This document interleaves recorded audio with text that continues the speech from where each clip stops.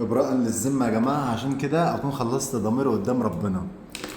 طريقة حساب جزيئات الاي تي بي بكل بساطة. بصوا يا دكاترة، أنا التنفس الخلوي أو الطاقة الخلوية عموما بستخلصها من الجلوكوز في 3 مراحل. أول مرحلة كان اسمها التحلل السكري. التحلل السكري ده بيحصل فين؟ بيحصل في السيتوبلازم. خلاص بقى، عشان ايه؟ ما عادش حد يسأل عن الجزئية دي خالص. طيب، الحالة التانية وهي عملية تهيئة حمض البيروفيك. تمام كده؟ طيب، الحالة التالتة وهي دورة كريبس. بصوا يا جماعة، الجلوكوز بيتحول في النهاية، شرحتها بالتفصيل في الفيديو السابق.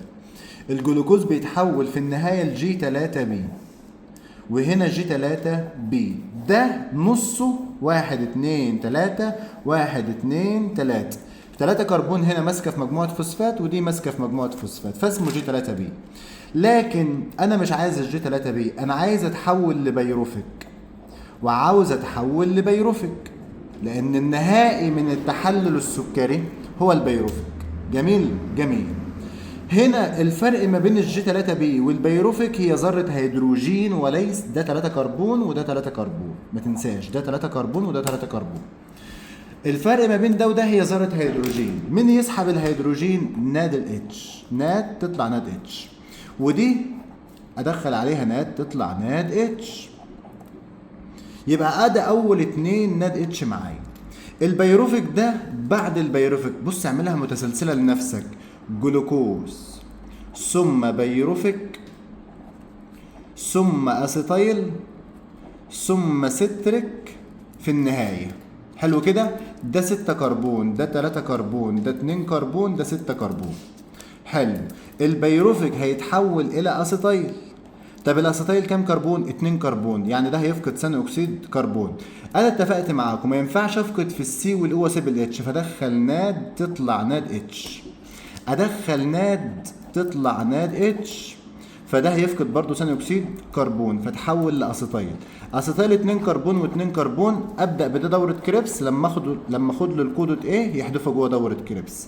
طيب، لحد الاسيتايل اصبح معاك كام ناد؟ ادي 2 و2 4.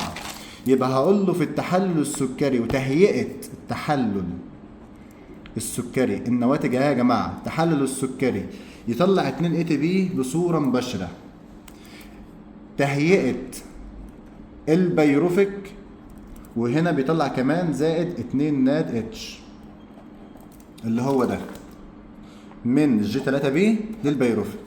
في الخطوه دي كنت بدخل 4 اي دي بي يطلع 4 اي تي بي، وانا كنت صارف فوق 2. طبعا العمليه دي انا عملتها فيديو تاني، فيبقى المتحرر معايا 2 اي تي بي، انا كتبتهم لوحدهم هم بصوره مباشره. السؤال يجي لك كم عدد جزيئات الاي تي بي اللي بتطلع بصوره مباشره والمتحرره بصوره مباشره من التحلل السكري؟ 2 اي تي بي. حلو كده؟ طيب، التحلل السكري طلع 2 ناد اتش.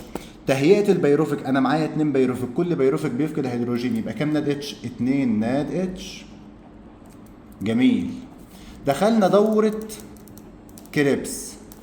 دورة كريبس نفسها بدأت ب6 كربون اللي هو الستريك، وده سؤال مشهور: تعرف دورة كريبس باسم دورة حمض الستريك.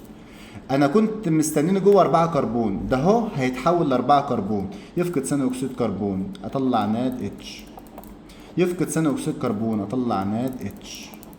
بقى 4 كربون دلوقتي، هنا كان 5 كربون، بقى 4 كربون. أدخل فاد تطلع فاد اتش 2، وأدخل اي دي بي تطلع 80 بي. تمام كده؟ دورة كريبس كلها على بعضها ما بتطلعش الا 1 اي تي بي بصوره مباشره. يعني الجلوكوز هيطلع كام اي تي بي؟ 2، لان الجلوكوز هيعمل دورتين كريبس. طيب، هنا انا 4 كربون زي ما انا، ادخل في الخطوه ده هنا تطلع ناد اتش. طب بتقول الكلام ده ليه؟ عشان الكريبس كلها، دوره كريبس كلها بتطلع 3 ناد اتش، ده لو من بيروفيك. طب لو قال لك من جزيء جلوكوز، ما الجلوكوز بيبقى معاه 2 بيروفيك، يعني هيعمل دورتين كريبس، يبقى ده اكس 2. يعني 2 في 3 بكام؟ ب6 ناد اتش. جميل. طب كام فاد اتش 2؟ واحده فاد اتش 2 من دوره كريبس، يبقى الجلوكوز كله كام؟ 2 فاد H2. حلو كده. كام اي تي بي؟ واحده اي تي بي، دي نواه الكريبس يا جماعه. يبقى الجلوكوز هيطلع كام اي تي بي من دور الكريبس؟ 2 اي تي بي. حلو كده، جميل. تعال نجمع ال 34 جزيء اي تي بي. انا في التحلل السكري طلعت 2، وفي دورة كريبس من جزيء الجلوكوز طلعت 2. 2 و2 كام؟ 4 اي تي بي. السؤال يجي لك كم عدد جزيئات الاي تي بي المتحررة بصورة مباشرة من أكسدة جزيء الجلوكوز أكسدة كاملة؟ 4. طب أنت أصلا هدفك تطلع كام؟ 38. يبقى فاضل لك كام؟ 34. اخد الند والفاد ادخلهم على متسلسله نقل الالكترون. لما يروحوا متسلسله نقل الالكترون كل واحده ند اتش بتطلع 3 اي تي بي، وكل واحده فاد اتش 2 بتطلع 2 اي تي بي. تعال نشوف بقى الاربعه دول هيجوا، ال 34 هيجوا منين؟ اهو يا جماعه انا معايا بصوره مباشره 4 اي تي بي. في التحلل السكري معايا 2 ناد اتش. اهو التحلل السكري. جميل جميل. ده المباشر خلاص عرفناه. طيب دخلت على تهيئة البيروفيك، بيطلع كام؟ 2 ناد اتش لان معايا 2 بيروفيك. جميل. دورة كريبس مطلعة كل واحدة 3 ناد، يبقى الدورتين 6 ناد اتش. جميل. كم فاد؟ الدورة الواحدة مطلعة واحدة فاد اتش 2، يبقى الدورتين هيطلعوا 2 فاد اتش 2. لازم اجمع دول يطلعوا 38. اذا ما طلعوش 38 يبقى انا ما بعرفش حاجه، وده طبعا مستحيل. يلا نشوف. 2 و2 4 و6 يبقى 10. 10 مش النات ب3 يبقى 10 في 3 بكام؟ 30 اي تي بي. الفات بكام؟ ب2. طب هم كام اصلا طلعت؟ يعني الفات بتعادل 2 اي تي بي. طب هم كام؟ 2. يبقى اقول له 2 اكس 2. 2 في 2 بكام؟ ب4. 34 يبقى 34. ده اللي بيطلع من سلسلة نقل الإلكترون، من سلسلة نقل الايه؟ الإلكترون. جميل قوي. طيب السؤال يجي لك سلسلة نقل الإلكترون كم عدد جزيئات الاي تي بي المتحررة منها؟ 34. طب ما في 4 كمان بصورة مباشرة، يبقى كام يا جماعة؟ يبقى 38. يبقى أنا كده إيه؟ أنا كده معلم. طيب اخر حاجه يقول لك في التنفس اللاهوائي. والله العظيم السؤال ده اكتبه بالعرض، عشان السؤال ده اهو انا يعني لو بحط امتحان مش هسيبه. في التنفس اللاهوائي، او يقول لك الظروف اللاهوائيه، تنفس لا هوائي وظروف لا هوائيه، كم عدد جزيئات الاي تي بي المتحررة من جزيء جلوكوز؟